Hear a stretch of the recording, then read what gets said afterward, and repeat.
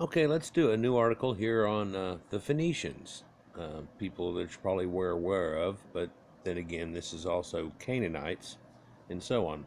When you look at this picture, you probably notice a couple of things right off the bat.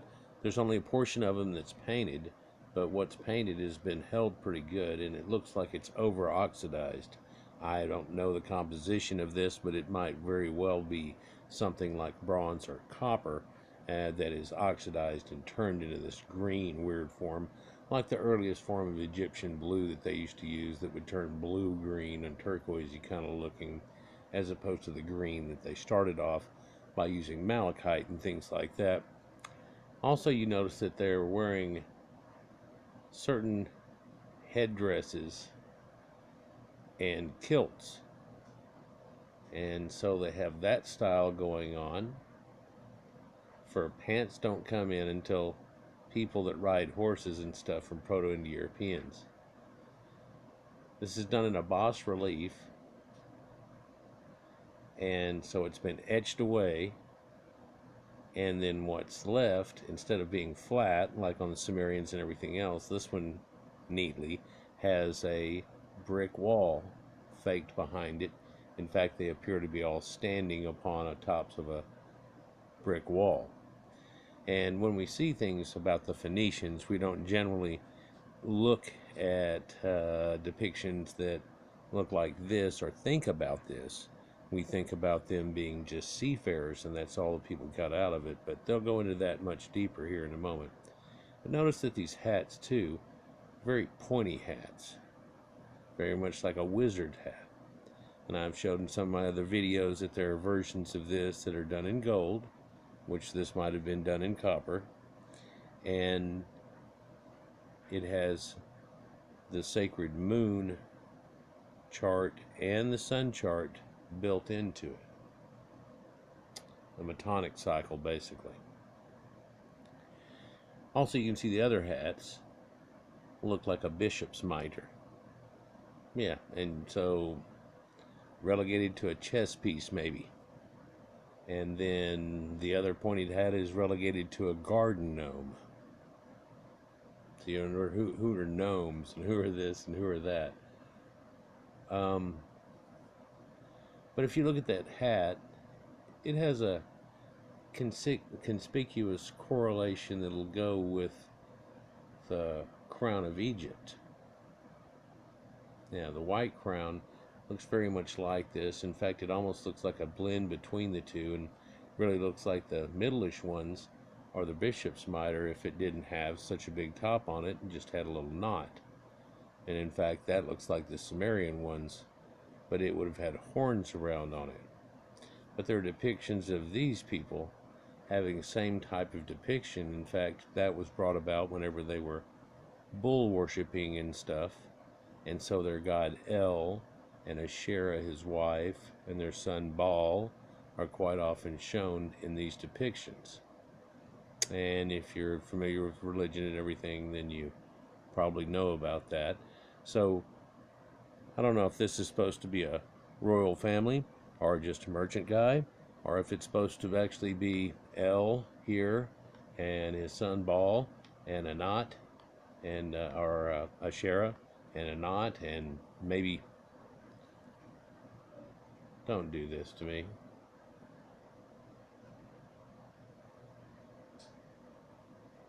So it could be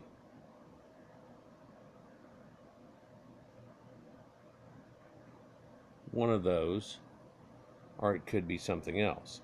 So let's just go ahead and get into it since it flipped. This just came out here in mid-June.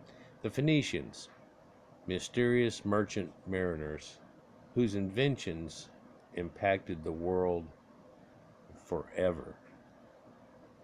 So a lot of times people don't think much of them. Well, let's give us something to think about. Give them something to talk about. The Phoenicians were an ancient people who once ruled the entire Mediterranean. Despite little being known about them, as very few of their inscriptions have survived, their legacy has an enormous impact on the world, which is still felt today in quite a few ways. But this is going to go into a multi-parter. Grab a coffee, grab a bag of popcorn, and when it comes to it, it'll be in your top left-hand corner. But they ruled the entire Mediterranean at one time, coming all the way through, almost in what we would think of as a reverse Atlantis. But we can go into that a little bit later too, and its connections. The Phoenicians were renowned as excellent mariners and used their expertise to trade across the Mediterranean and further. One of the most notable signs of their trade activity is the establishment of Carthage in present-day Tunisia. They were also the inventors of the alphabet that we use today, and in fact the linguistics that everybody's running off of, which is phonetics. It's kind of that A is for apple, B is for ball. Right. The history of the Phoenicians. Well, they're going to skip a whole bunch here and go into, according to tradition, the city of Carthage was founded as a colony in 814 BC by the Phoenicians under the leadership of the legendary queen Dido. Another famous queen became Europa, which is what Europe's named after, showing you a migration out of there in that too, but that's for a different video perhaps. The Carthaginians themselves became a dominant maritime power in the western Mediterranean until its final destruction by Rome in 146 BC following the defeat of the Punic Wars. Apart from Carthage, the Phoenicians founded colonies on Cyprus and in Anatolia as well. And so that might be about the extent of what someone is taught in school and retains out of it. They used to have some stuff, and there was a couple of colonies. They said that's about it. And that's not the extent of it. They'll even themselves contradict that moment here in just a moment. And then we'll see a map, and then we'll actually see the truth of it all somewhat. The greater part of the territory they once occupied corresponds to modern-day Lebanon, but the Phoenicians also held parts of southern Syria and northern Israel. But they'll also mention here that it came all the way down to the Egyptian Delta, and then apparently just on the other side of that in what we call Libya, and quite a few colonies around there. Well, when you say colonies, are you just talking about cities? And that there might be a gap between them?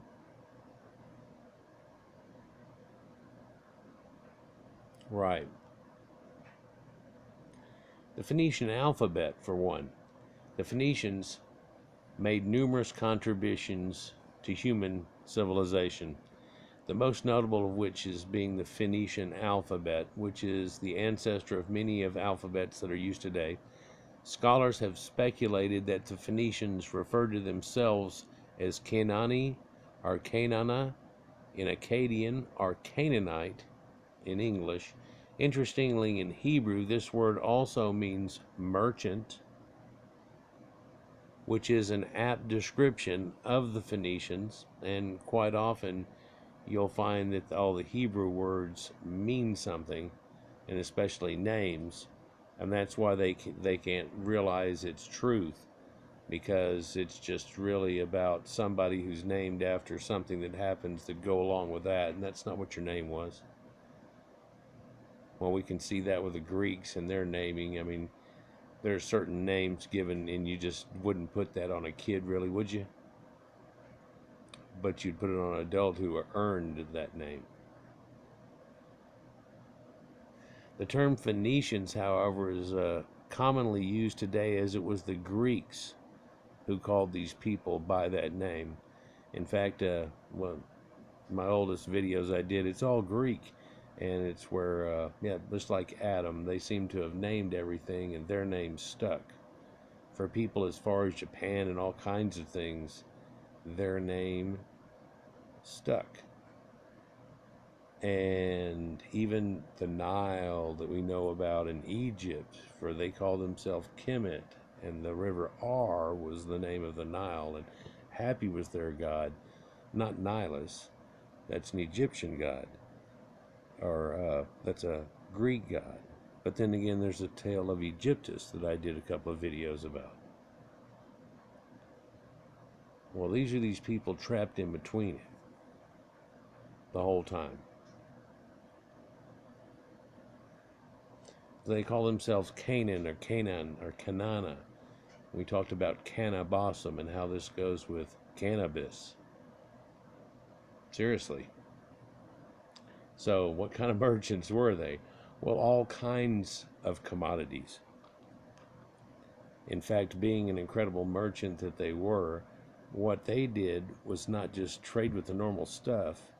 They found stuff that you really wanted from faraway lands, and they traded your common stuff that you were willing to sell for pretty cheap because it's abundant for you, but rare for them, like olive oil or something.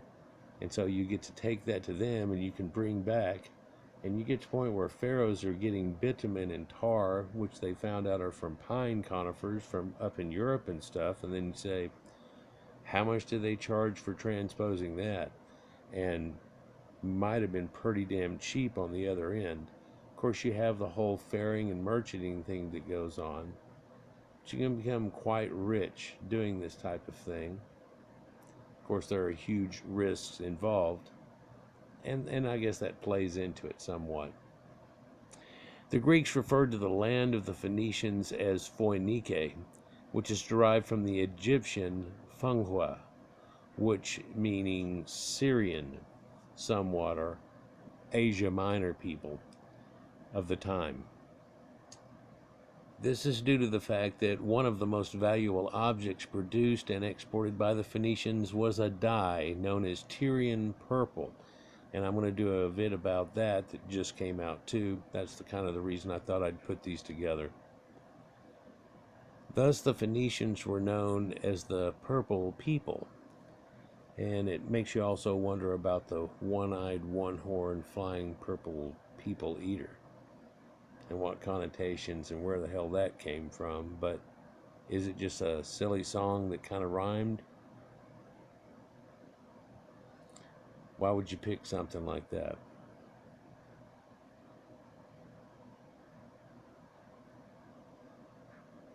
But also that color, Phoenike, is phonetically similar to their word for the color purple or crimson, phoenix, which also has a connection to a date palm tree, for that's the same name of the date palm tree that's around there. But also, phoenix is phoenix, and something of this reddish burgundy magenta color that rises from the ashes. So where did they come from originally? Well, a lot of people say that they've been there for the longest time, forever.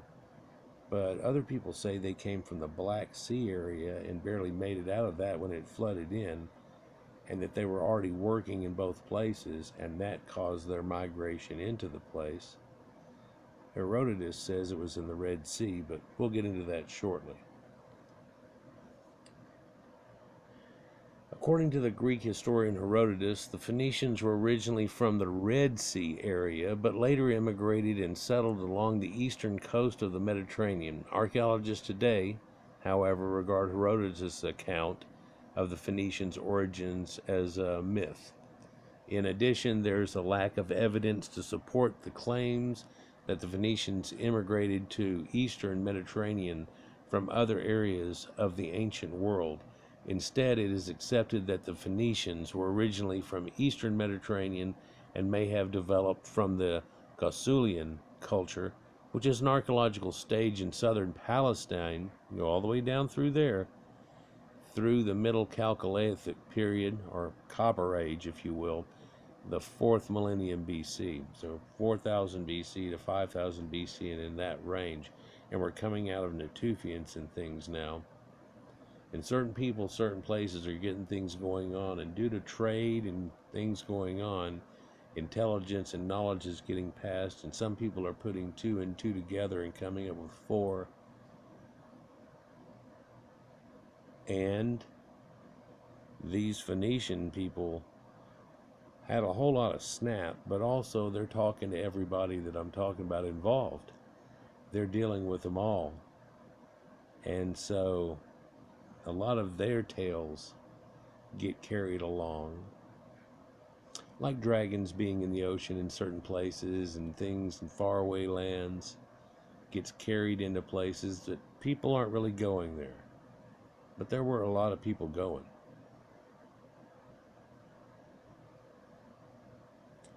The Phoenicians flourished as traders. Well, the Phoenicians flourished during the first millennium BC. During that time, there were other Canaanite cultures inhabiting the region as well, and archaeologists are unable to differentiate between the Phoenicians and these other cultures in terms of material culture, language, or religious beliefs. This is due to the fact that the Phoenicians were themselves Canaanites. In fact, they call themselves so. We just spoke of it.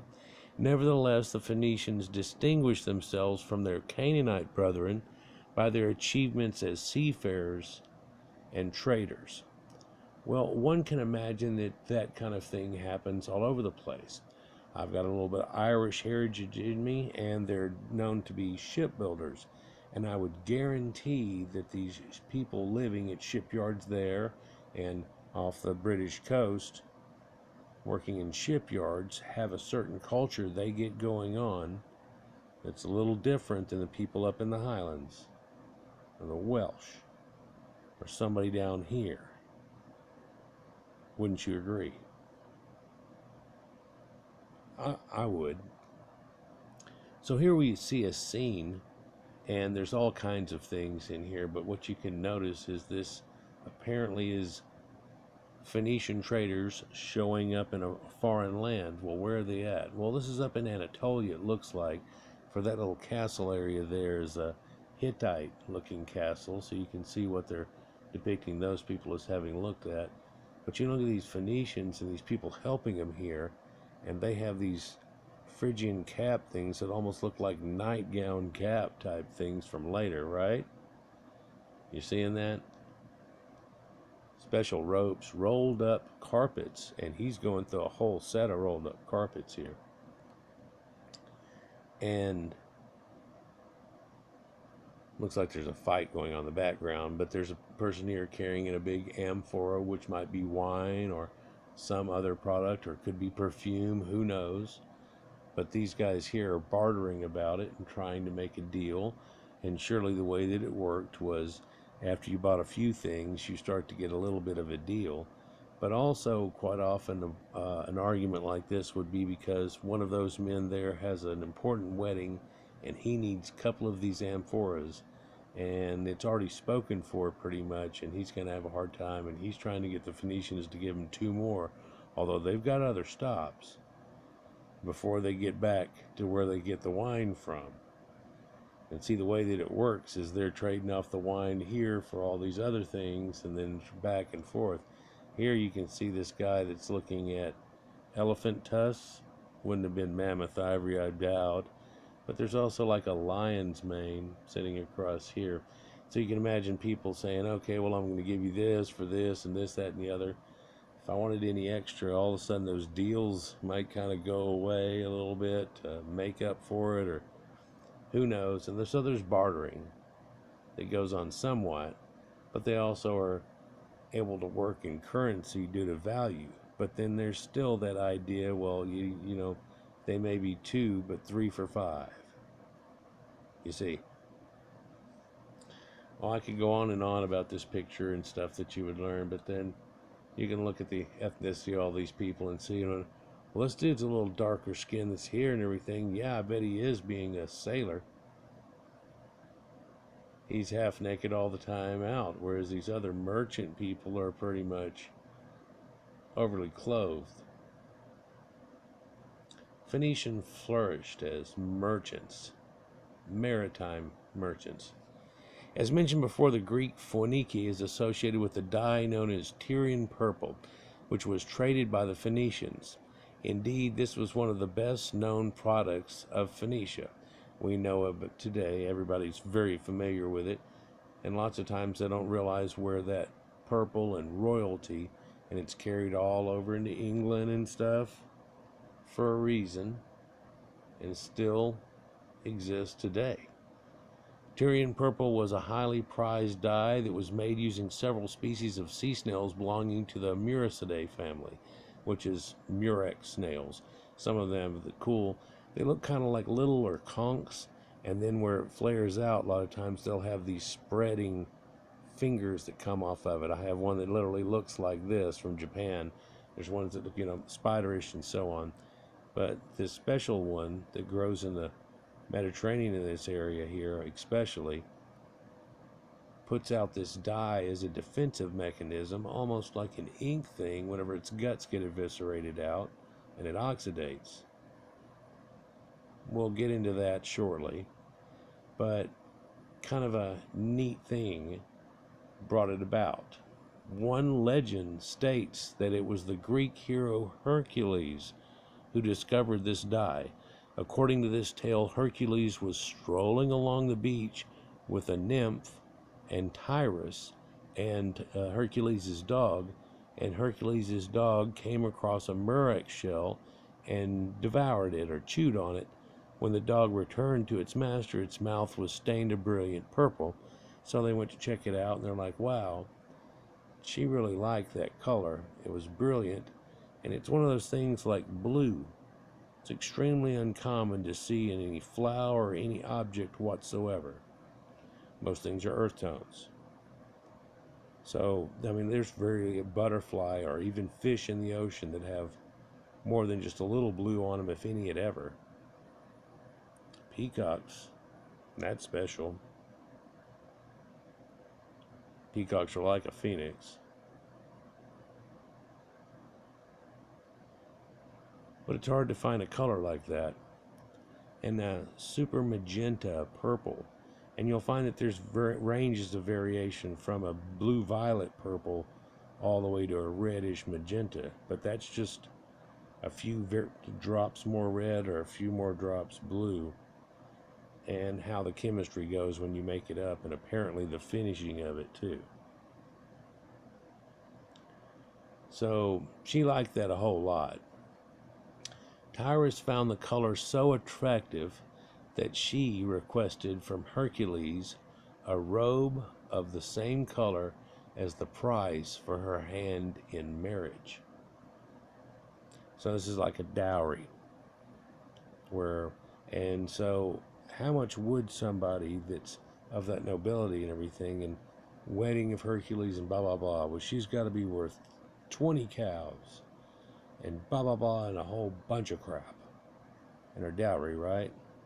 Well, she's saying it's kind of a hint to how much that stuff's worth and how much it costs and how many thousands of murex you have to get together and make dye that only makes a gram, and you want a whole dress of it to soak it. That's going to be, that's going to be 20 cows and a whole bunch of crap. Okay, so it kind of goes that way. But Hercules obliged and gathered enough murex snails to produce the dye necessary to color Tyrus's robe. In reality, however, Tyrion Purple was discovered by the Phoenicians. Although nobody is certain today as to how the dye's discovery was made, it's entirely possible that it was accidental, similar to the Hercules story. And perhaps it was whenever men had a Canaanite hound, or canine, that's kind of where that comes from too, and they took a dog out on a beach, and it bit into a snail. Sure. Or he grabbed a snail and he threw it, and the dog went after it and bit it and brought it back whenever he did. He's like, oh, did you cut yourself? Oh, that's not your blood. You don't bleed. What the hell's going on there? People have also made the connection. The Caucasian people, you can really see their veins.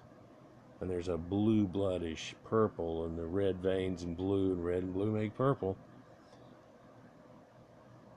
But let's just continue. 25-year-old Phoenician DNA linked to rare and ancient European ancestry. I'm all over it.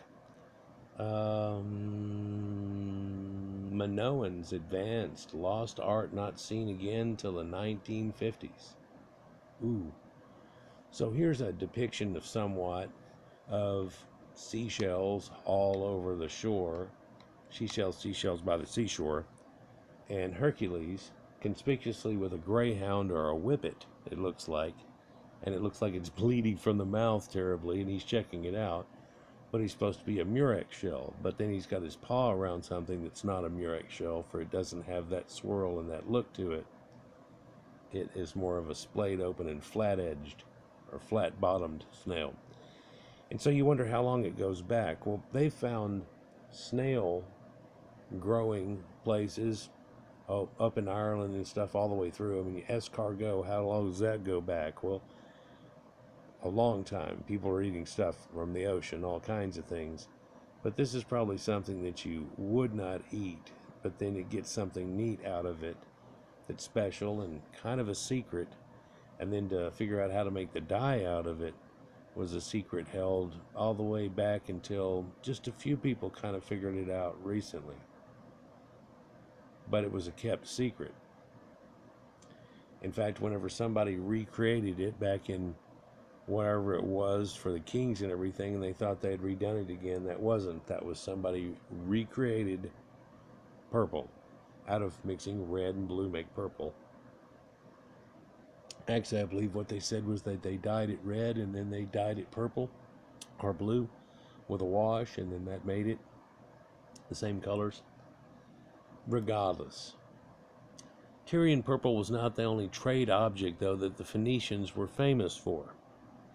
Glass was another valuable product that the Phoenicians exported to the rest of the Mediterranean and beyond. Glass was already being produced by other civilizations, including the Mesopotamians or Sumerians and the Egyptians.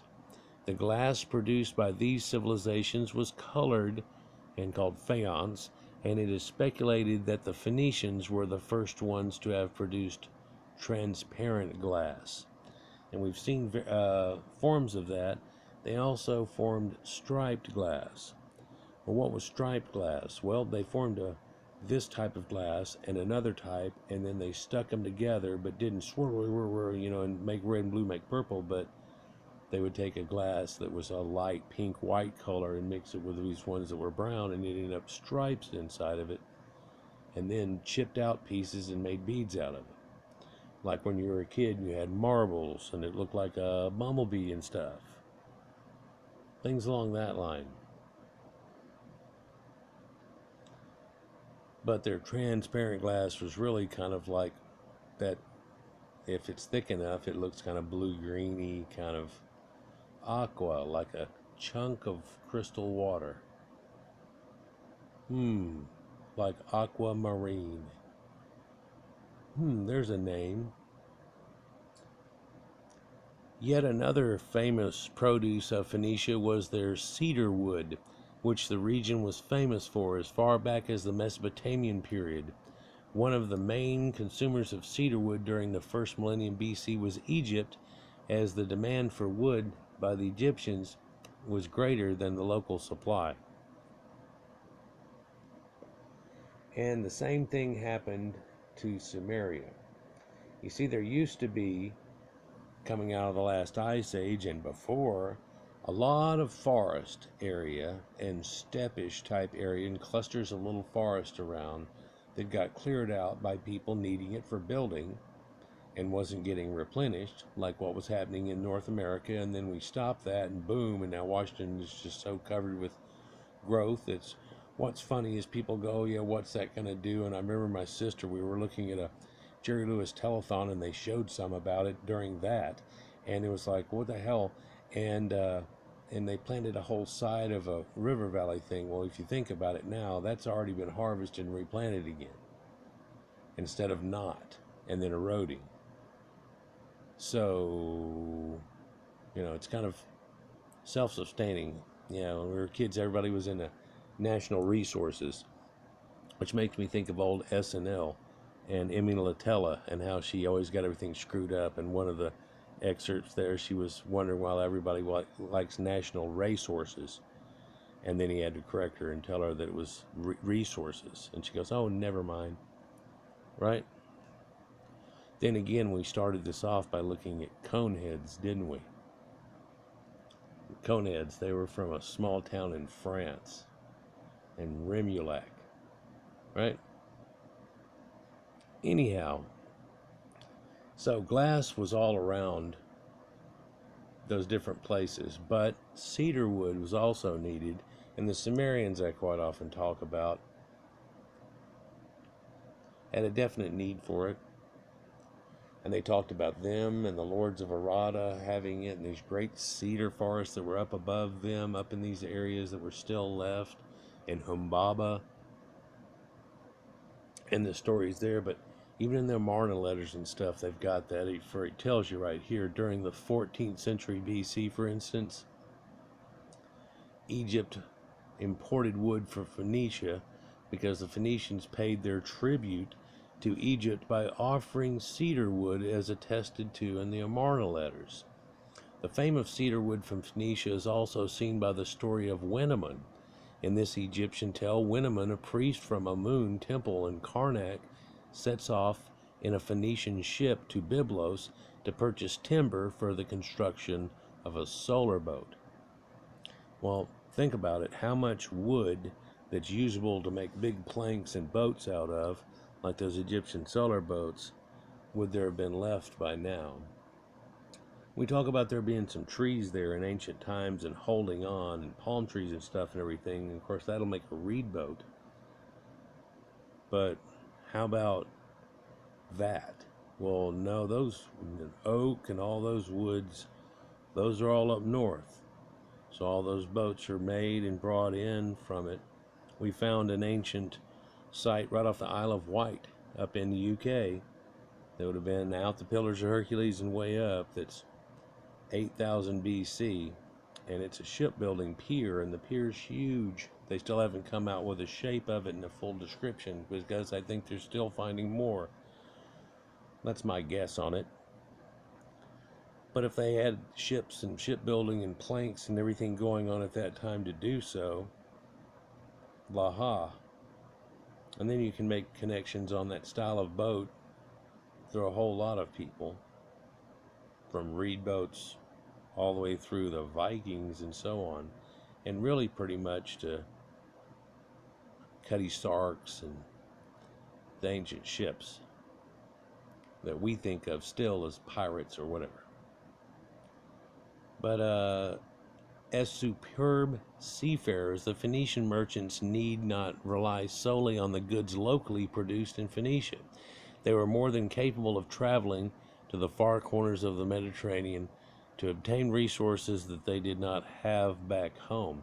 So they could trade stuff that the people really wanted, maybe even for cheap.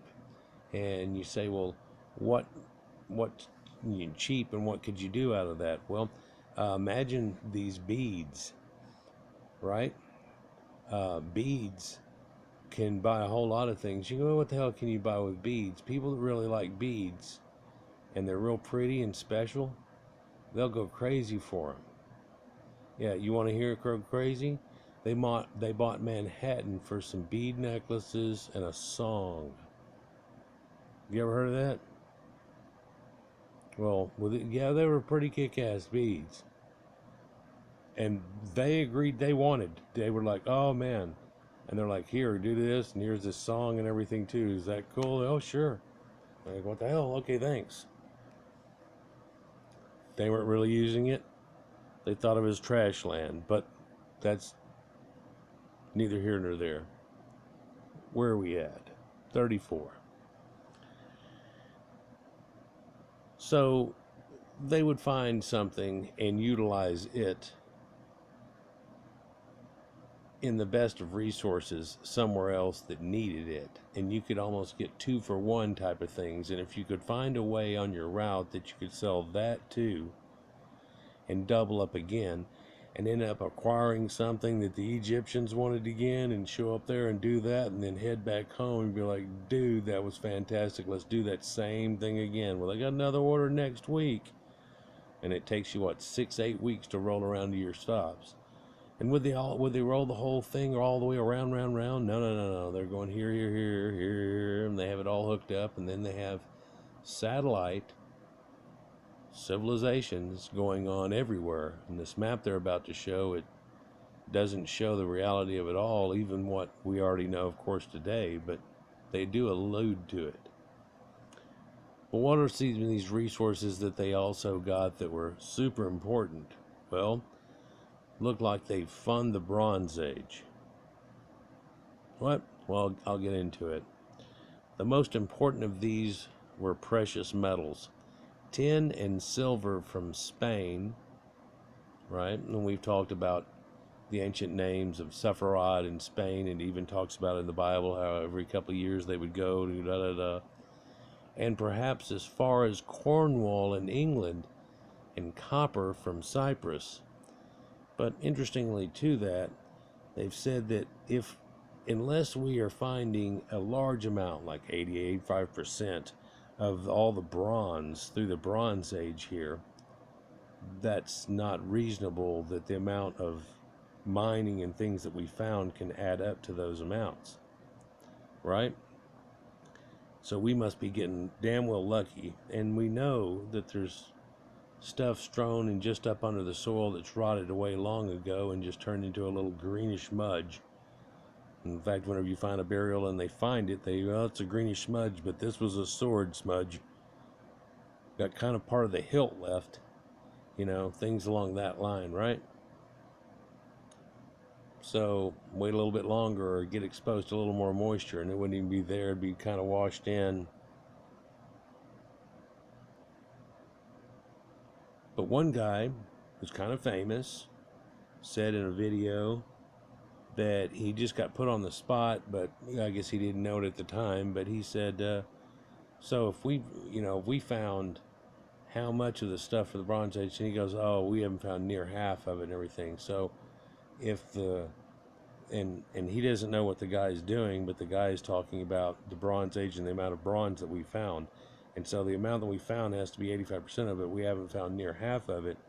And a lot of people made the connections to the ancient Michigan mines and how there must have been a connection from that mining coming over here, because there were tons and tons of it. And you look at the Indians, and they didn't really have much metalworking going on. Only a few select people did.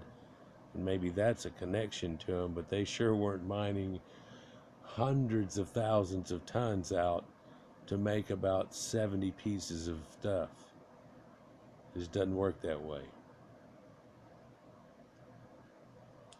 Colonies were set up along the trade routes in order to facilitate the journey of the Phoenician merchants. Moreover, the Phoenicians, or Phoenicia, is situated on a geographically strategic position that allowed it to further increase its wealth from trade. They're literally in the middle of it going on, but it's better than that. It gets better than that. Check it out. So, where'd the pointer? Here we go. So, where we're told that they had was 3 little cities right here, right? And there's a little orange smudge that's here. But we also know that they set up Cyrene and then Lepsis and Carthage and Tunisia, right? But they've also noted that they have places in Sicily, in Sardinia, and its sister islands, and the other sister islands that are here. And we just talked about the fact that they came up into Spain here and did that or there, or they went out here and went around in here. Make a whole lot simpler for people that are maritime to do that than to try to sit here and then go across and get it in the boat and come back, or try to get some merchants to bring it from here. They're going to show up. You don't want to pay the middleman. Whatever, they can drive right out of here. And it even shows it going out of there, and one going down and one going up a little. Let me see if I can, so you can see now going out of there. But it just kind of stops. They don't say, the map stops. Did they stop? Because there's ancient tales of how they brought back unicorn horns and things. Okay, so how far did they go? For up here, they can go through here and get up in the Black Sea and get up in an area.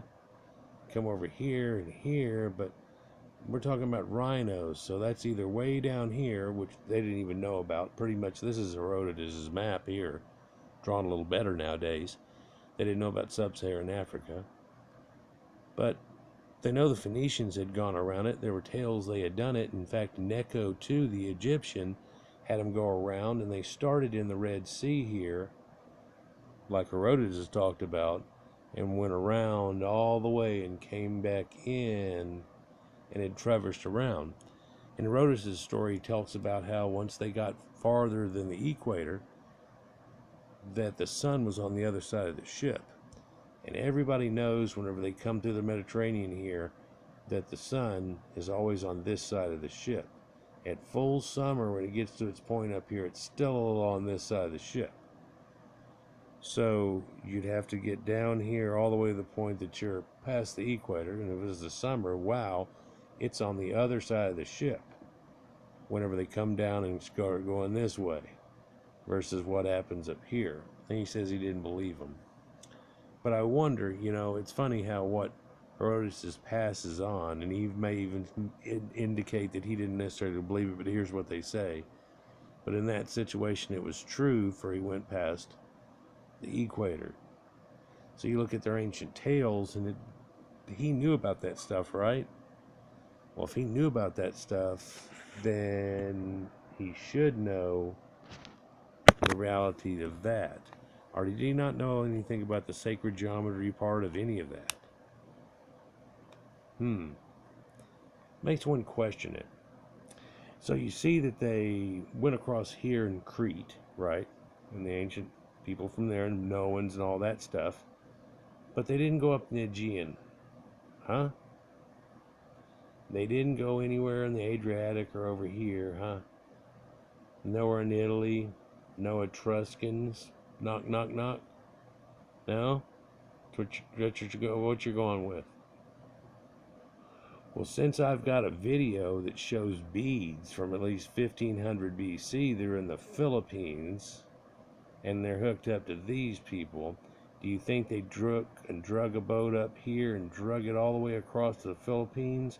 Or do you think they went across here and down and this way and over to India and all the way around and showed up at the Philippines? It's odd what they'll give people some credit for and not credit for, and the Aborigines somehow made it to there in 50,000 BC, but these people da-da-da, and it's like, well, here's some proof of some boat stuff. Well, give me some proof. Okay, how about this 8,000-year-old boat dock that's up here?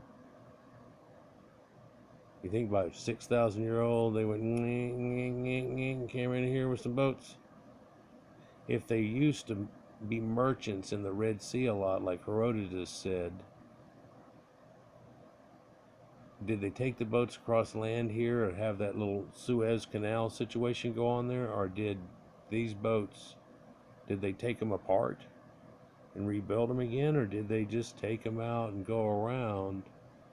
And then from tales hundreds of years later, Necho hearing about it, said, why don't you do that and tell me all about it? And of course, they're, oh, you didn't even go because your son's on the other side. Ha, ha, ha. And it's like, Well, the ancient Library of Alexandria would tell you a lot that actually was truth. But then you don't see the Nile coming in here off of it and the spreading of all these vibrations of it. But some of these islands right in here was known that the Phoenicians had helpful control over and stuff, for they were constant traders in and out of there. It's kind of like their hub. Carthage, all across North Africa. But they made it up into here too, and perhaps made it all the way up and around into North America. There's questions on that. So they were the Phoenix that came from a story of a big flood that went on and then rise again from the ashes and stuff, and they might have come from around the Black Sea instead of the Red Sea.